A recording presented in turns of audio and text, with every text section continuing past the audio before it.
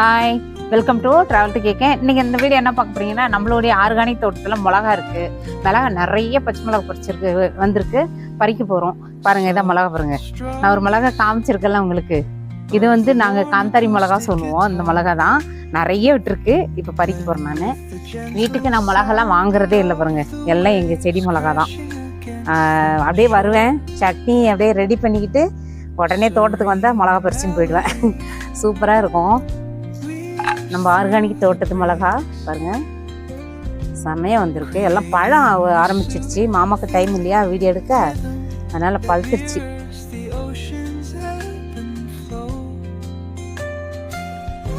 இது வந்து நம்ம நார்மலாக நம்ம மிளகா வாங்குறோம் இல்லையா, அந்த மாதிரி இது ஒரு 2 செடி இங்கே வச்சுருக்கேன். இப்போ நாற்று விட்டுருக்கேன், மிளகா நாற்று. ஒன்றும் நம்ம வீட்டில் மிளகா வாங்குறோம் இல்லையா, அதை நான் சமைக்கும் போது நம்ம ஒடிச்சு வச்சுருப்பேன்.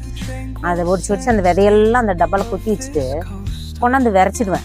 விரைச்சிட்டு அது வந்துடும், அவ்வளோதான். செடியில் எவ்வளோ காய் வருங்க, நல்ல காய். சின்ன செடி தான், அவ்வளோ காய் எடுத்துருங்க. இப்போ எதுக்கு நான் எல்லாம் பறிக்கிறேன்னா, பழுக்க ஆரம்பிச்சிடுச்சு. நம்ம பறித்து வச்சிடலாம், ஃப்ரிட்ஜுக்குள்ளே போட்டு அது மட்டும் கிடக்கும் ஒரு வாரம். இப்போ இன்னொரு செடியில் பாருங்கள் எவ்வளோ மிளகா இருக்குது, நிறைய இருக்குது. ஒரு 2 பச்சை மிளகா செடியில் தான் போடுங்க வீட்டுக்கு.